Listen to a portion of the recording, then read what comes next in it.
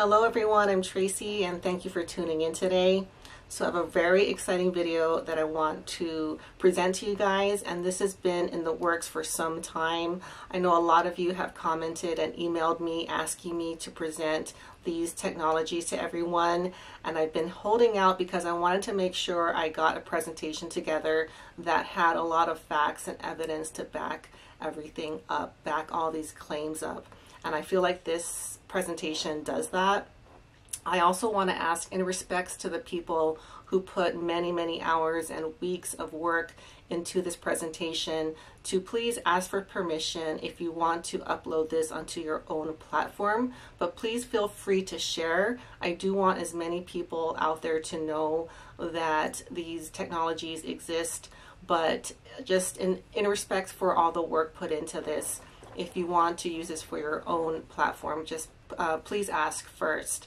So the really fascinating part about this video was sent to me by someone who wants to remain anonymous. He pointed out these two very interesting anomalies that appeared above Maui before and around the time of the fires. So the Lahaina Fire and the Kula Fire.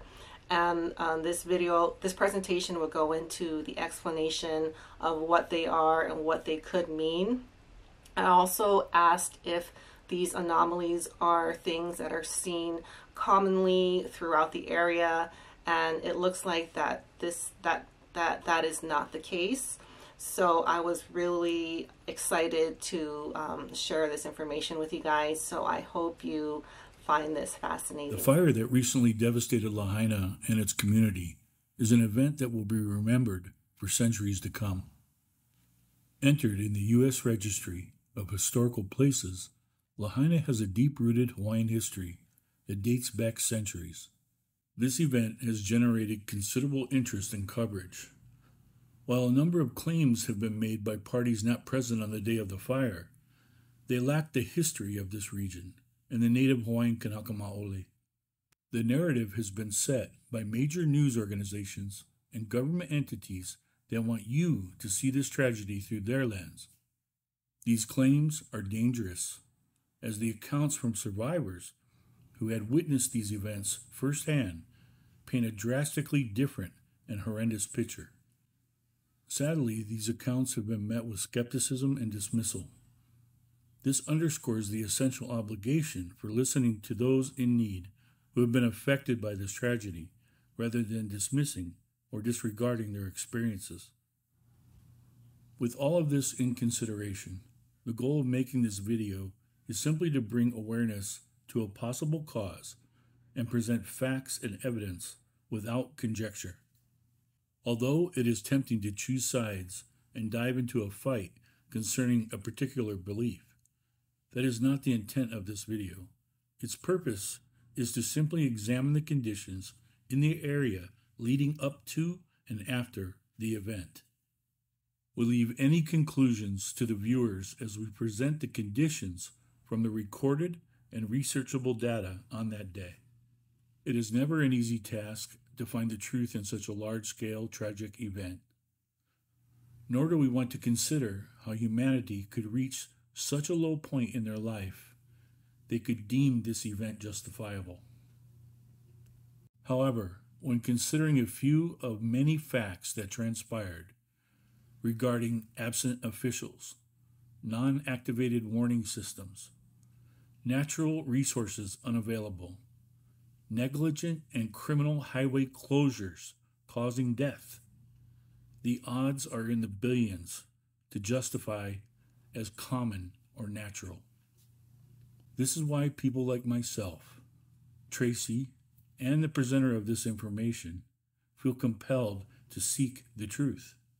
If anything, it's for the survivors, as well as those who perished. Just knowing that there's a possibility that what we do here could play a small role in bringing those to justice makes it all worth it. In relation to the anomalies in this video, I have inserted several other clips of similar discoveries. The shorter clips have been ran twice back to back, so you don't have to stop the video and go back. First, we start with a news clip of a meteorologist and his theory how the winds from Hurricane Dora never affected the island of Maui or Lahaina. Yeah, these are typical trade winds from the east and to the northeast. Now, there's been a lot of attribution given to the Hurricane Dora, but I really don't think that this hurricane has had anything to do with the winds here. So this satellite imagery is from Zoom Earth, and it shows Dora passing underneath at 5 p.m. Hawaii time at 650 miles to the eye of the hurricane. Any of those winds that caused the fire to spread as rapidly as it did, they didn't come from Dora, they came from the northeast. So this next satellite imagery obviously is from a satellite that has the capabilities of looking at fires as they start and progress. So I was kind of surprised to run across this footage, and I thought I'd display it here for you folks. I ran the clip twice so you guys wouldn't have to stop and go back.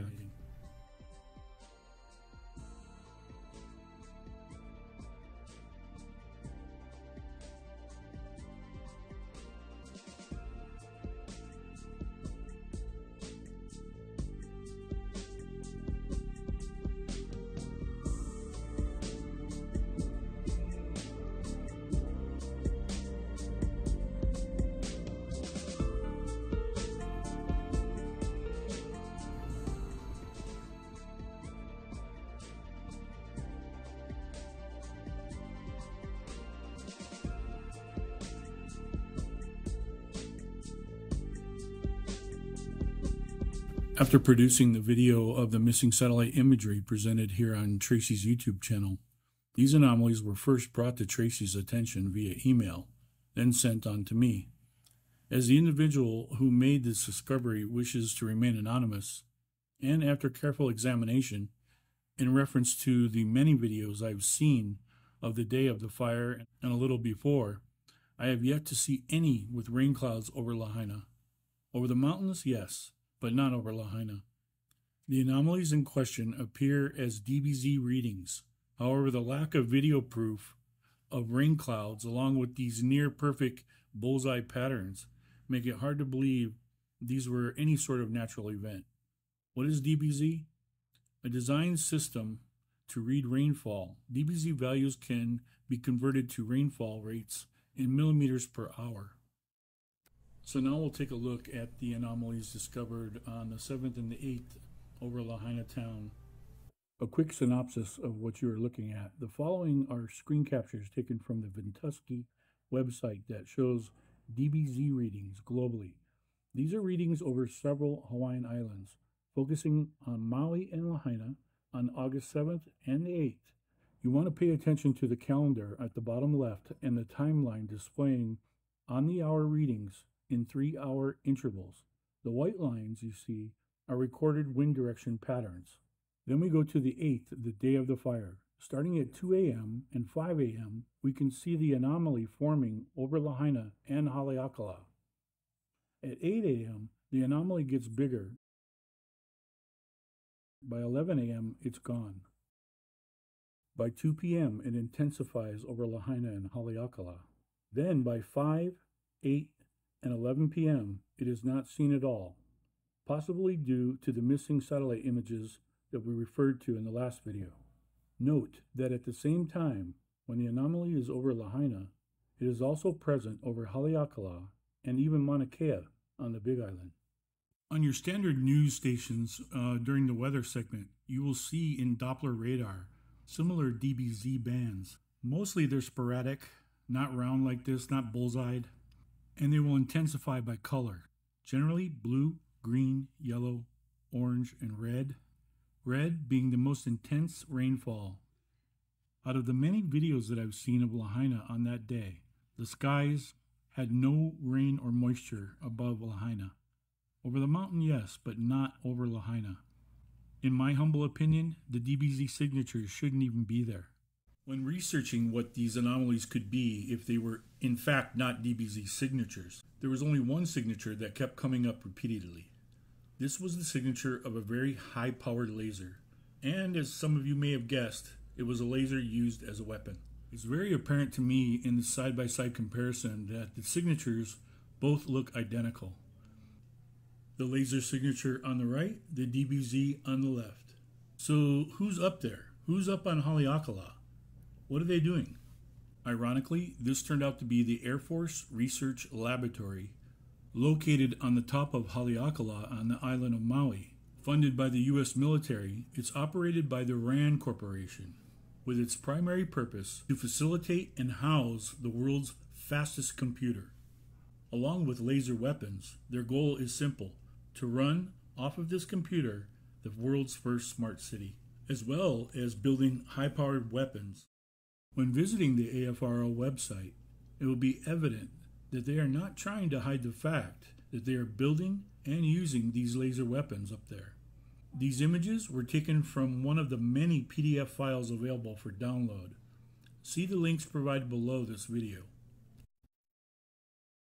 So now let's take a closer look at the second location of the other anomaly seen over Haleakala. I think what you'll find up there is quite fascinating.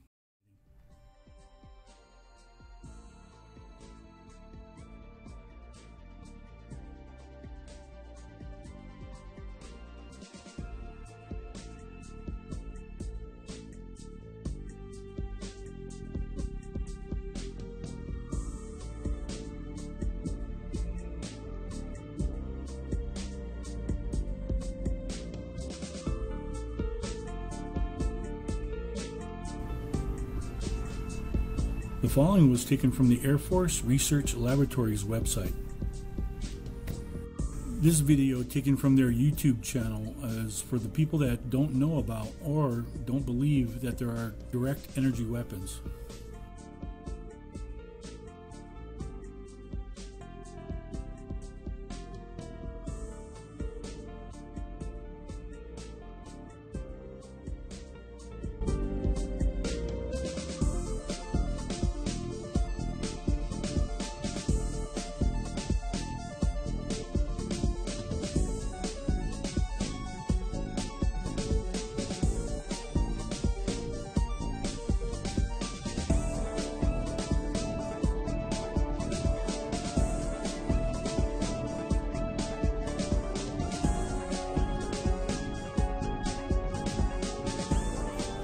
Although an older video, here's proof as well that the direct energy weapons exist. We move on to a video where Michelle Mendez is interviewing Bruce Douglas as he talks about cloud anomalies over Hawaii and his theory on the HARP microwave weaponry. All the hurricanes and major weather events to try to understand how weather engineering happens and is done. And I happen to be saving the screenshots of Hurricane Dora when the fire happened. And then when I looked afterwards, I discovered some anomalies that would look like there was weather engineering involved. It has all the signs and symptoms of what engineered weather looks like. Afternoon 6 looks good, but on the 7th, we start seeing the clouds making wave patterns coming in lines, like ocean waves coming at us all lined up. And by the afternoon of the 7th, it was totally pronounced, very unusual, not like I've seen this where wave after line of cloud comes as a wave. And what's even more curious is that the clouds don't go, these wave pattern clouds don't go past the Hawaiian Islands. They stop right at the Hawaiian Islands. Wow. And don't go past it. Clouds glistening and vibrating and like a frequency generator on it doing all these things. And the clouds break up and they start forming lines and patterns. And you can almost see, like in this point right here, where there's a frequency generator pounding those clouds and creating that whole effect. And then it goes on its merry way past the islands after the hurricane. So let's look at this part again right here a couple times. And you can see, I hope it comes through on your screen, but you can see the wave patterns and something right about here, generating that wave pattern becomes very pronounced right here, where you can see right here where there's some sort of equipment Ripples. out there, ripples, creating the ripple effect and making it happen. You see the total lineup of clouds coming at us, and for some strange reason, Maui got blacked out. Now, sometimes these black lines like this do happen across the satellite images, has to do with something about how they take it, but it's curious how exactly when the fires happen, Hawaii is blacked out. And you see the wave patterns in the afternoon of the 8th, and we had these, on the North Shore, like, sustained force 25-mile, 30-mile-an-hour winds. And for some strange reason, concentrated on the other side of the island. And here you see the morning of the 9th, it goes back to normal cloud patterns again on the 9th. The Harp Dome, which lives in the Honolulu Harbor, here's what it looks like.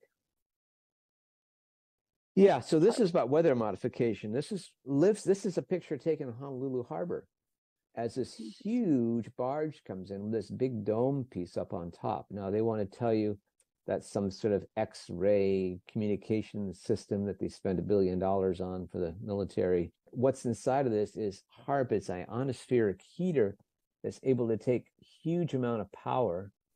There's huge capacitors and generators here in order to hold power and aim this into the ionosphere to heat it up. And when you heat up the ionosphere, it excites the molecules, the ozone layer in the ionosphere, and it actually rises up high. And then if you turn it off, it'll suddenly come down, can make a low pressure boom down below. It's Tesla technology. He understood ionospheric heaters, and he actually created one of those right, in upstate New York, aimed at the ionosphere, heated it, dropped it, started creating a 5 hertz frequency down below, which he understood that 5 hertz frequency was the frequency of an earthquake, and actually made a minor earthquake happen in upstate New York where earthquakes never happened. This next video is about HARP, and it tells an international story of what they believe HARP is responsible for. In Alaska, USA. Conspiracy theorists have linked the HARP project to earthquakes and tsunamis all over the globe. Calamities blamed on HARP by conspiracy theorists include the Haiti earthquake, which struck on 12th January 2010. The magnitude 7 earthquake killed over 3 lakh people. The Japan earthquake and tsunami of March 2011 have also been linked to HARP. The magnitude 9 quake killed over 18,000 people. The Chile earthquake and tsunami of February 2010 also caused by HARP, according to some accounts. The 8.8 magnitude trembler caused over 500 deaths. A massive landslide in Philippines in 2006 has also been linked to HARP. It had killed more than 1,000 people. These conspiracy theories are not limited to some sections of the internet. Even some world leaders have openly propagated these claims. In 2010, then President of Iran, Mahmoud Ahmadinejad, said recent floods in Pakistan had been caused by the HARP project's electromagnetic waves. He also accused European nations of draining rain clouds before they could reach Iran, causing water shortages in the Asian country. In the same year, then President of Venezuela, Hugo Chavez, said a tectonic weapon being tested by America had caused the deadly Haiti earthquake. Chavez claimed that it was just a test run before America uses the weapon on Iran. Despite such loud proclamations, conspiracy theorists don't explain how some antennae in the US could cause quakes thousands of kilometers away. Instead, they claim that the details are closely guarded by the American government. So, what exactly is the HARP project? HARP is an acronym for High Frequency Active Auroral Research Program. And the final clip has to do with lasers that actually can manipulate the weather as well. But it is fascinating. I mean, lasers, really, to change the weather? That's right. Well, as Mark Twain once famously said, everyone complains about the weather, but no one ever does anything about it. Well, instead of doing a rain dance, we physicists are firing trillion-watt lasers into the sky to actually precipitate rain clouds and actually bring down lightning bolts. This is potentially a game changer. But this is experimental. It's experimental. However, in the laboratory so far it works. When you have water vapor and you have dust particles or ice crystals, you can precipitate rain. It condenses around the seeds. These seeds can also be created by laser beams. By firing trillion-watt lasers, you rip apart the electrons, creating what are called ions, and these ions act like seeds, like dust particles, bringing down rain and even lightning. The reason for showing video clips of direct energy weapons is simply to show that they do exist. Was such a weapon used on Lahaina? Ask yourself these questions. What about the many cars that melted to the ground, some not having anything around them to fuel such a burn? What about the trees that burned from the inside out, just like in the other recent wildfires? And homes that burned to ash while right next door, 15 feet away, homes were completely untouched. There are at least two things known to be fact from this devastation. One, people see the inconsistencies and want answers. And two, the powers that be around the globe have made and use weapons that have such capabilities. Were such weapons used on Lahaina? If so, the evidence is out there. We need to keep digging, and when found, present it to the world. So I hope you guys really enjoyed that presentation. It's one of my most favorite and most exciting videos to share with you guys. So if you have any feedback or reactions, please leave them in the comments below. And be looking out for more content. I have a lot of content in the works from my trip to Maui and other technical type of videos, and I'm really excited for you guys to see it. So be looking out for that, and thank you guys so much for watching. I'll see you all soon. Bye.